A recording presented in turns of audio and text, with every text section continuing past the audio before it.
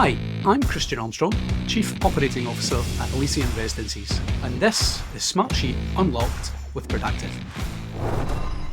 So I think it was the simplicity of getting started and using it was highly attractive at the time, and being able to get people again across time zones and different offices and locations to be able to quite simply and intuitively pick the system up and actually use it and get going with it. And I think also was the fact that then once you become a user, you kind of almost keep finding new things that you can do and you keep learning new sort of little tricks and tips, and people very quickly go, oh, I didn't realize I could do this. Oh, that's super helpful. Oh, that's interesting. Oh, could we try this? And the user acceptance curve wasn't steep. People could get going with it really quickly and easily.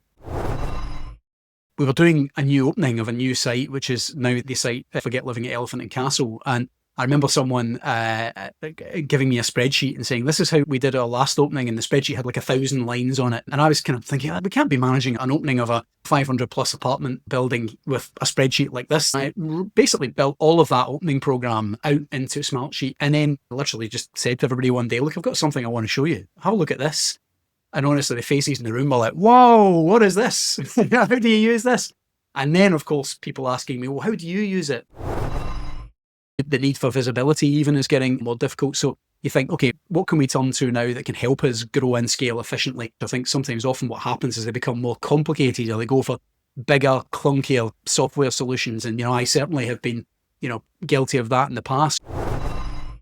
If you don't lead from the front with it, if you don't demonstrate to people how it's done and use it, and also if you don't just carve out a little bit of time for people when they say, oh, how do you do that? Or what about this? Or when somebody just mentions to you that moment where they say, hey, Chris, I'm really struggling with this, just go, okay, let's sit down. Come on, let's go. Let's take 5 minutes and let me show you. Until you actually get people using it and confident with it, you won't get that level of adoption. We're using it around our senior leadership table.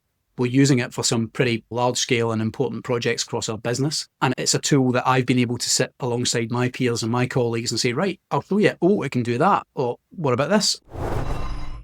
It was an incredible moment when she sent out a checklist that she had built, which is using some automation in Smartsheet, pulling this week's deliverables out, pulling it out by status and owner, and then put it up on the Teams chat and said, okay, guys, so these are the items this week that need to be delivered that are in progress. She'd watched about 2 or 3 of the YouTube videos and she'd built her own sort of checklists, reports, dashboards, and then she was using them in the meeting.